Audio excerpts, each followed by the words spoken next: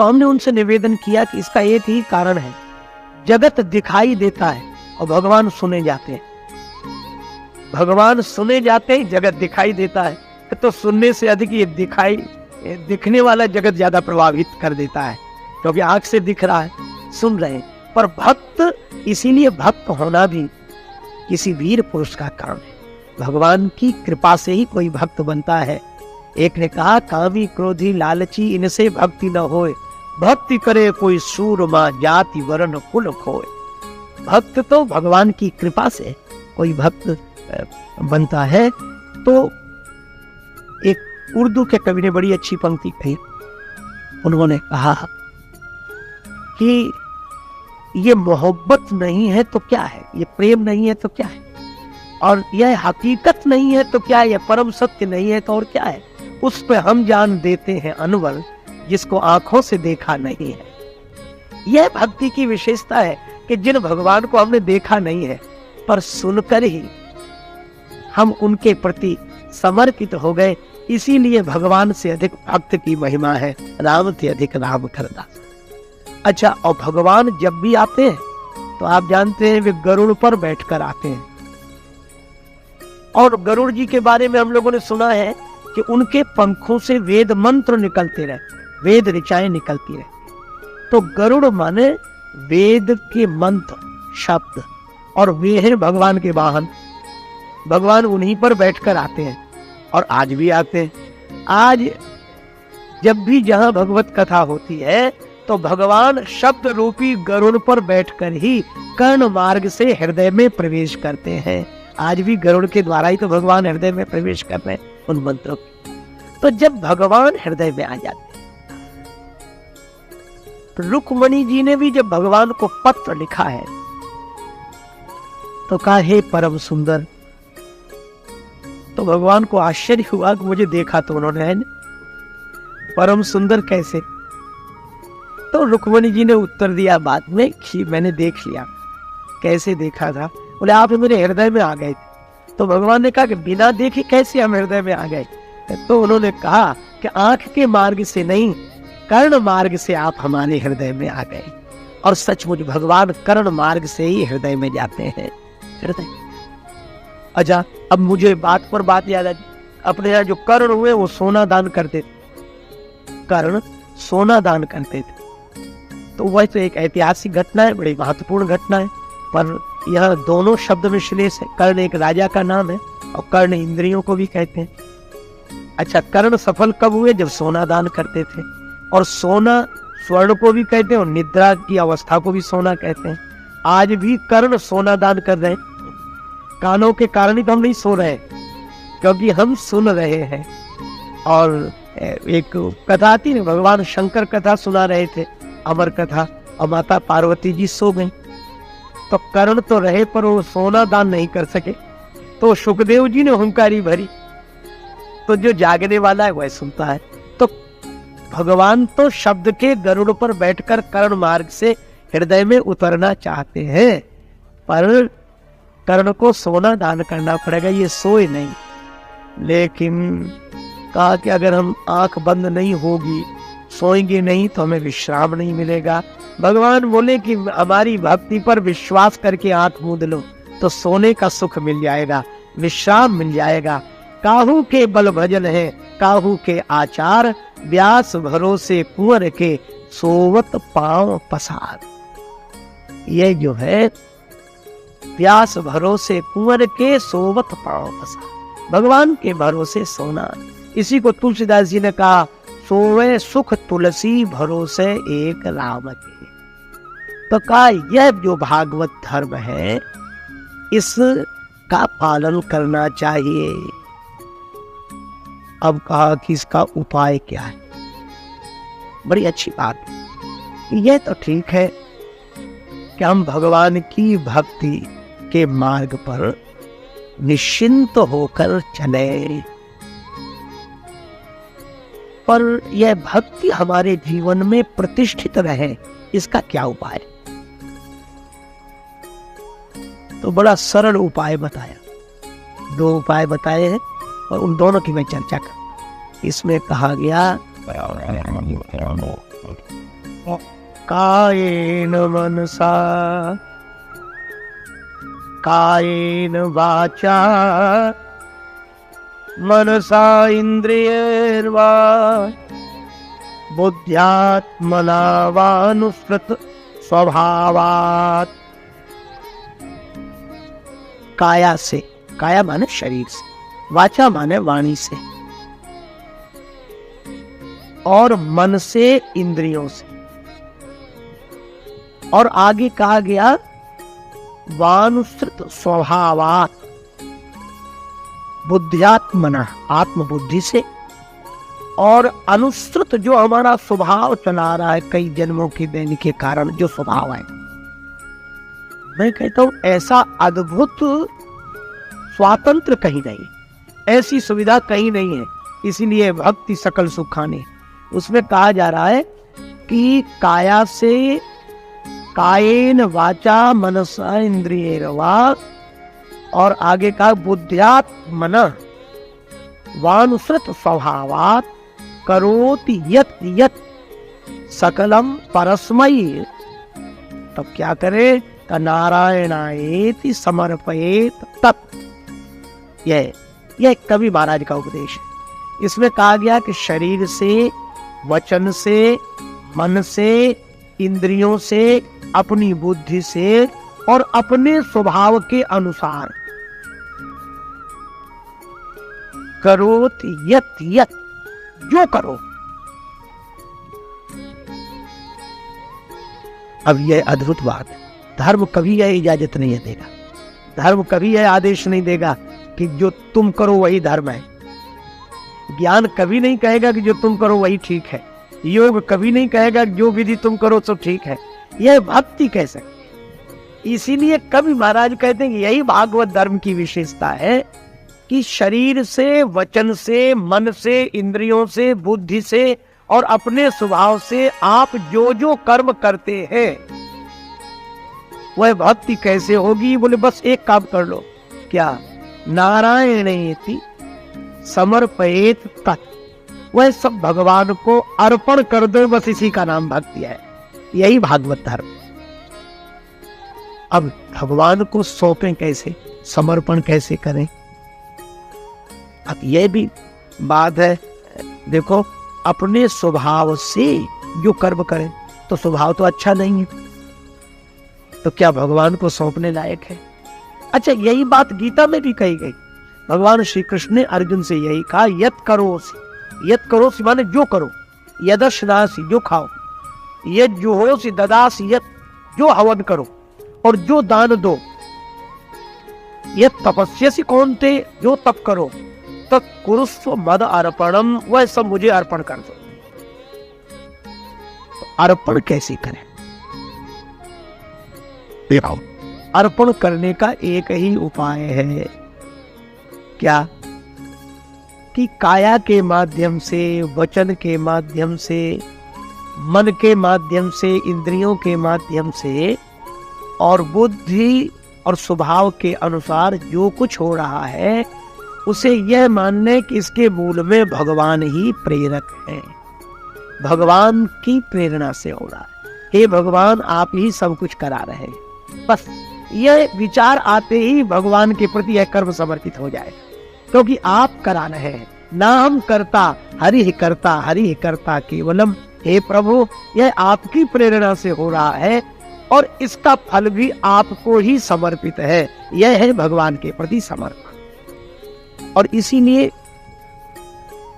श्रीमद् भागवत के अन्य प्रसंग में द्रौपदी ने भी जो स्तुति की है भगवान की, योऽन्तः प्रविश्य मम वाचमिमां प्रसुप्तां संजीवयत् अखिल शक्तिधरा स्वधामना अन्याश्च हस्त चरण श्रवण त्वगादीन प्राणान नमो भगवते पुरुषाय तुभ्यम।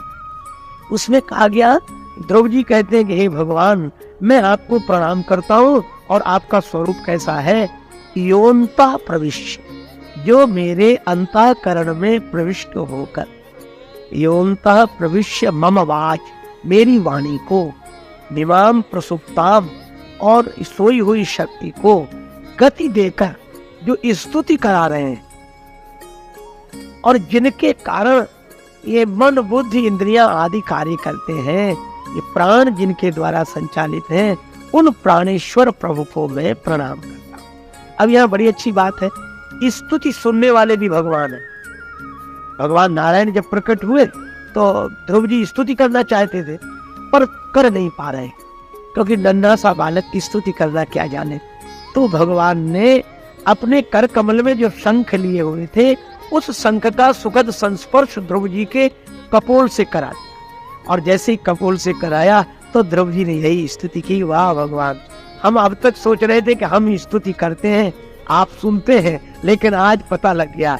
क्या? तो बोले बाहर बैठकर स्तुति सुनते हो और भीतर से स्तुति कराते हो, आप ही भीतर हो और आप ही बाहर हो, इसलिए उधर जो समर्पित हो रहा है वह भी आप है, और इधर से जो प्रेरक है वह भी आप है। मेरा तो कहीं कुछ नहीं, अगर मेरा कुछ है तो मात्र भ्रम है, और ऐसा भाव आ जाए, यही भगवान के प्रति समर्पण है कि मेरी इंद्रियां तुम्हारी शक्ति के बिना काम नहीं कर सकती। हे भगवान, यह सब आपकी प्रेरणा से हो रहा है, मेरी श्वास भी आपकी प्रेरणा से चल रही है, मेरा जीवन आपके द्वारा दिया हुआ है, मेरे स्वभाव के द्वारा जो कुछ भी हो रहा हो प्रभु वह आपको ही समर्पित है। इन शरीर मन इंद्रियों के द्वारा जो भी है वह आपको समर्पित है। यह समर्पण का भाव हुआ। लेकिन इसमें एक लाभ और भी है। एक कथा मैंने सुनी थी, एक संत का अनुभव था। उनके पास एक शिष्य आया, बोले महाराज मैं आपसे द्वारा दीक्षा लूंगा और आपका शिष्य बनूंगा, बाकी सब बात मानूंगा, पर मैं शराब पीता हूं, वह नहीं छोड़ सकता, इस शर्त पर दीक्षा देनी हो तो दो। अच्छा, महात्मा भी कितने दयालु होते हैं। संत कहते कि अच्छा ये कोई बात हुई, पहले शराब छोड़कर आप तब दूंगा दीक्षा। पर महात्मा बोले अच्छा आप देते, कोई बात नहीं, मत छोड़। उसको लगा कि ये गुरुजी बढ़िया मिले, कुछ छोड़ाते ही नहीं है, तो दीक्षा। महात्मा बोले बस हमारी एक बात मान लेना। बोले सब मानेंगे, एक क्या? शराब नहीं। बोले एक काम करना, क्या? बोले जब शराब पिया करो तो हमें याद कर लिया करो, बस और कुछ पियो, खूब डट के पियो। उसको लगा जी तो साधारण सी बात, लेकिन वो साधारण नहीं थी बात। गुरु जी का संकल्प था, संत तो सुधारने का उपाय बता। अब वो शाम को उसकी आदत थी, तो जैसे ही शराब पीने बैठा, याद आ गई गुरु जी ने कहा हमें याद। अब जो गुरु जी का ध्यान किया तो उसे प्याले में इधर उधर वो गुरु जी का दिव्य स्वरूप दिखाई दे, उनकी बड़ी बड़ी आंखें दिखाई दे, मधुर मुस्कान दिखाई दे, और उसे ऐसे लगे जैसे गुरु जी वहीं खड़े कह रहे हो, क्यों शुरू कर दिया, पियो पियो, कोई बात नहीं पियो। उसको इतनी शर्म लगी, इतनी गिलानी हुई कि पी नहीं सका। 8 दिन बाद आ गया, बोले महाराज वो तो छूट गई। गुरु जी बोले हमने तो कहा नहीं था कि छोड़ो। बोले कहा तो नहीं था, पर आपकी याद करने से ही छूट गई। मैं भी आपसे यही कह रहा हूं कि यद्यपि यह कहा गया कि आप अपने स्वभाव के द्वारा, मन इंद्रियों के द्वारा, वाणी और काया के द्वारा जो करें वह भगवान को अर्पण कर दें, लेकिन इसमें समर्पण के भाव से अगर करेंगे तो भगवान आपकी प्रेरणा से हो रहा है और आपके प्रति मैं यह समर्पण कर रहा हूं। जैसे ही आप भगवान का चिंतन करेंगे, कोई भी कार्य हो और तुरंत सोच लें कि भगवान की प्रेरणा से हो रहा है, भगवान का स्मरण होते ही कर्म अपने से पवित्र हो जाएगा। पवित्र कर्म करने की जरूरत नहीं, अपने से कर्म पवित्र होने लगे। अच्छा, इसको एक उदाहरण से और स्पष्ट किया जा सकता है।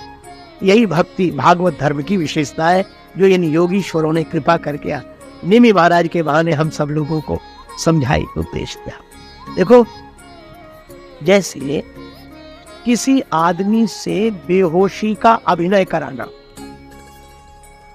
है ना, और उससे कहें कि देखो तुम ऐसे झूम कर चलना जैसे शराबी चल, और ऐसे बोलना जैसे शराबी बोल, और बार बार ऐसे गिरना, और ऐसे तो कई बातें सिखानी पड़ेंगी। क्या कैसी करना, बोलना कैसे, झूमना कैसे, गिरना कैसे, और कई बातें सिखानी पड़ेंगी। और हम कहते हैं कि इतनी बातें सिखाने की जरूरत ही नहीं, थोड़ी पिला दो। अगर उसे ये बातें सिखाने की जगह थोड़ी सी शराब पिला ही दी जाए तो फिर उसे और कुछ नहीं सिखाना पड़ेगा। शराब भीतर जाते ही कोई होश का काम कर ही नहीं सकेगा। वो वैसे ही झूमने लगेगा, वैसे ही बोलने लगेगा, वैसे ही गिरने लगेगा। क्यों? शराब भीतर गई। तो शराब पीने वाले को अगर पिला दी जाए तो उसे बेहोशी सिखानी नहीं पड़ती। यही यहाँ कहा गया। जैसे रामचरितमानस में जहाँ ही स्नेह सुरा सब छाके, भगवान की भक्ति भी मदिरा है। इसीलिए शराब भीतर जाते ही आदमी होश का काम नहीं कर सकता। ठीक इसी तरह भक्त को उपदेश देने की जरूरत नहीं कि तुम अच्छा काम करना, गलत नहीं करना, ऐसे चलना, वैसे चलना। उसे धर्म सिखाने की जरूरत ही नहीं। थोड़ी भगवान की भक्ति की मदिरा पिला दो। शराब भीतर जाती है तो आदमी होश का काम नहीं कर सकता, और भगवान की भक्ति की मदिरा भीतर जाएगी तो आदमी बेहोशी का काम नहीं कर सकता, गलत काम नहीं कर सकता। इसलिए एकमात्र भक्ति ही सर्वोत्तम है। और इसीलिए भक्तों के लिए कोई नियम नहीं। कोई नियम का अर्थ यह नहीं कि भक्त स्वच्छंद हो गया। कोई नियम का अर्थ यह नहीं है कि भगवान का भक्त वही है जो कुछ भी करे तो भी भक्त, कुछ भी करे तो भी भक्त है। गीता में एक और अद्भुत बात कही, अप चेत सुदुराचारो भजते माम अनन्य भात साधुरेव समन्तव्या। अब ये बड़ी अटपटी बातें हैं जो समझ में नहीं आती। भगवान ने कहा अप चेत सुदुराचारो, कितना भी दुराचारी हो, कितना भीतरा। और दुराचारी में भी एक विशेषण लगा दिया, सुदुराचारी। और सुदुराचारी माने उस जैसा अभ्यस्त कोई दुराचारी दूसरा ना हो, सुनियम पूर्वक दुराचार करने वाला। भगवान बोले अगर वह मेरा भजन करता है तो उसे साधु समझना। लो, अब इसको कहीं भगवत विरोधी या उस तरह के लोग सुने तो उनको तो यह शस्त्र मिल जाए कि वाह, यही गीता में कहा गया। लेकिन भगवान की वाणी बहुत महत्वपूर्ण है।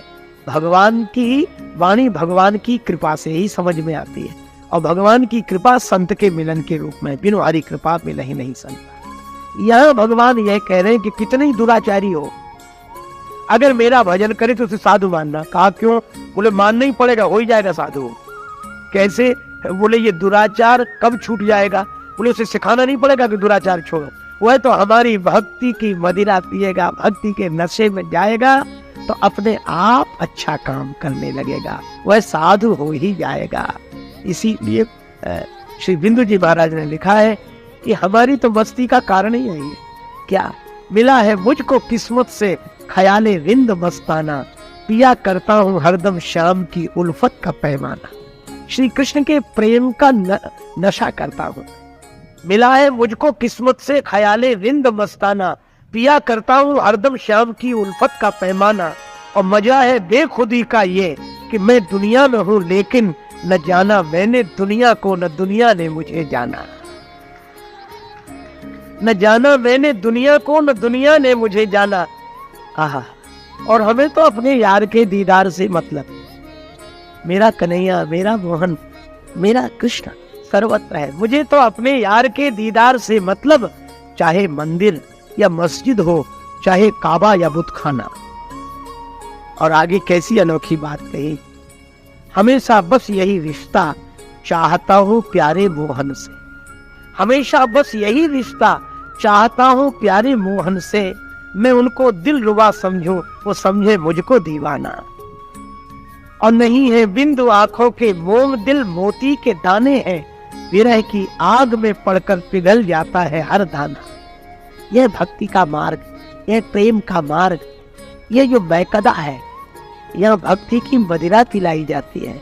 आहा, हस्ती है मैं कदे में, मस्ती है मैं कदे में, और दीवानों की तो पूरी बस्ती है मैं कदे में। और इस मैं कदे में आके कोई होश में रह ले, जगत का होश नहीं रहता।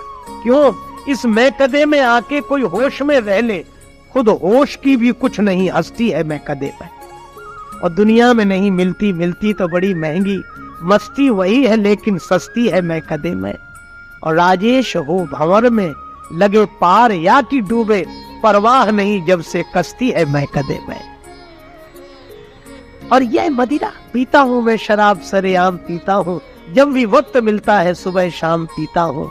दुनिया के मैखाने मुझे अच्छे नहीं लगते, मैं तो मुर्शिद के मैकदे में जाम पीता हूँ। लौकिक शराब पीने वाला होश में नहीं रहता, और भगवान की भक्ति की अलौकिक मदिरा मन से पीने वाला व्यक्ति बेहोश नहीं रहता। और इसीलिए यहां कहा जा रहा है कि काया वचन और मन इंद्रियां, कायेन वाचा मनसेन्द्रियैर्वा बुद्ध्यात्मना वानुसृत स्वभावात् करोति यत् यत् सकलम परस्मै नारायणेति समर्पयेत् तत्। और समर्पण ये कि जो भी कर्म करने जाए उसके पहले भगवान का स्मरण कर ले, प्रभु आपकी प्रेरणा से हो रहा है, और भगवान का स्मरण आते ही अपने आप कर्म पवित्र हो जाएगा। जैसे एक उदाहरण दिया जाए, एक संत से किसी ने पूछा कि क्या खाएं, तो लोग बता देते कि ये खाओ इससे स्वास्थ्य ठीक रहेगा, ऐसे चार्ट बनाते हैं। और हमारे संतों ने, भक्तों ने भी बड़ी सुंदर व्यवस्था दी कि देखो भोजन की शुद्धि अपने आप हो जाएगी। वो बोले हम क्या खाएं? महात्मा बोले एक काम करो, जो तुम्हारा मन हो सो खाओ, यदश्नास, जो खाना हो खाओ, पर एक काम करना। क्या? बोले भगवान को भोग लगा कर खाया, भगवान को भोग लगा कर। उसने कहा लगा दे, पर परेशान हो गया हो। अब उसको जो खाने की आदत थी, अब उसको लगा कि भगवान को भोग लगा के खाना, तो अब बड़ा परेशान हुआ कि भगवान खाते भी हैं कि नहीं। तो भगवान को ऐसी वैसी चीज तो दी नहीं जा सकती। तो भगवान से जुड़ते ही जैसे भोजन अपने से पवित्र हो गया, इसी तरह भगवान से जुड़ते ही कर्म पवित्र हो जाता है, भगवान से जुड़ते ही जीवन पवित्र हो जाता है। तो यह कहा गया कि जो कुछ भी करें उसे भगवान से जोड़कर करें। नारायण हेति, भगवान नारायण के प्रति समर्पयेत् तत्, वह समर्पित कर दें। अच्छा, लेकिन एक बात है, क्या आगे भी बड़ी सुंदर बात कही गई, क्या भगवान को ऐसे हर कर्म करते समय स्मरण रखें तो कैसे होगा? तो उन्होंने कहा एक सरल उपाय है। क्या? शृण्वन् सुभद्राणि रथांग पाणे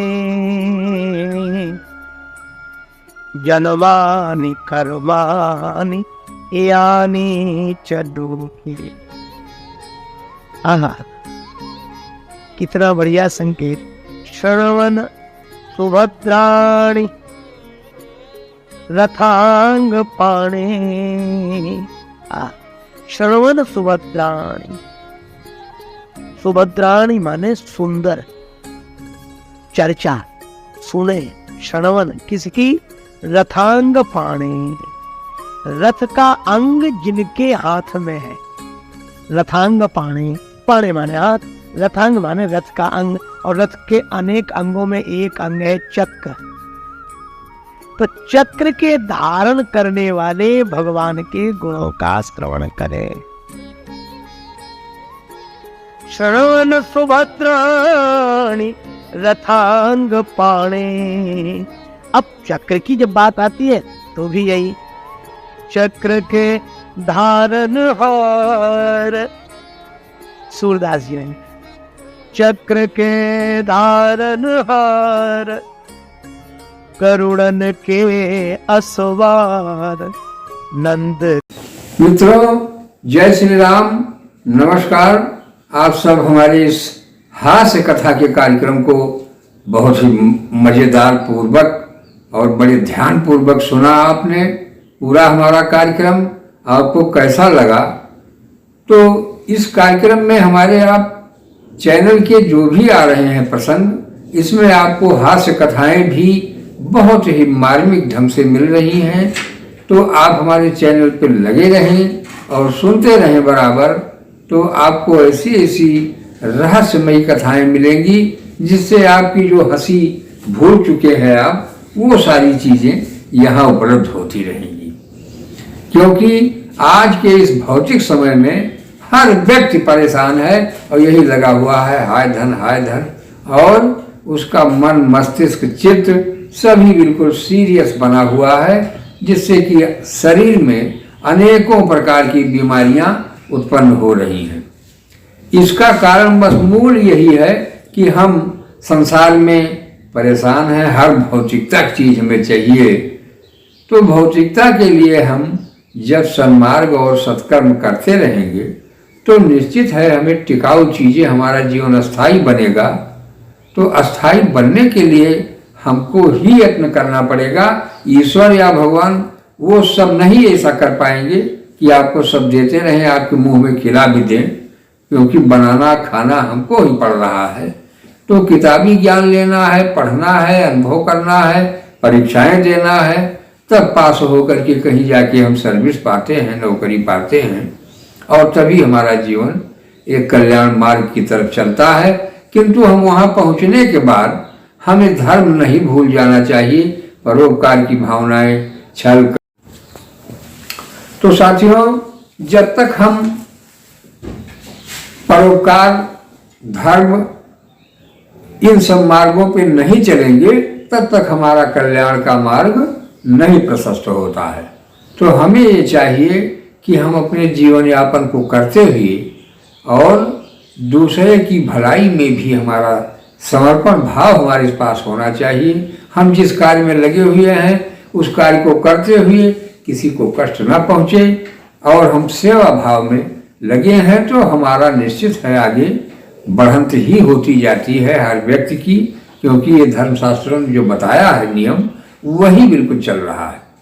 हमें आपको अपनी तरफ से कुछ भी कहीं भी कोई भी गलती न होने पावे, यह विचार भाव में हमेशा रहना चाहिए और अपनी बुरी आदतों को हमें छोड़ते हुए सत्कर्म के मार्ग पर चलना चाहिए। साथियों, तो आपको ये हमारा कार्यक्रम कैसा लगा आप लोग हमें कमेंट के माध्यम से जरूर बताएं, और यदि हमारे चैनल पर नए हो तो आप हमारे चैनल को लाइक, सब्सक्राइब, शेयर कर लें, जिससे कि आपको बहुत ही महत्वपूर्ण जीवन की रहस्यमयी बातें मिलती रहें।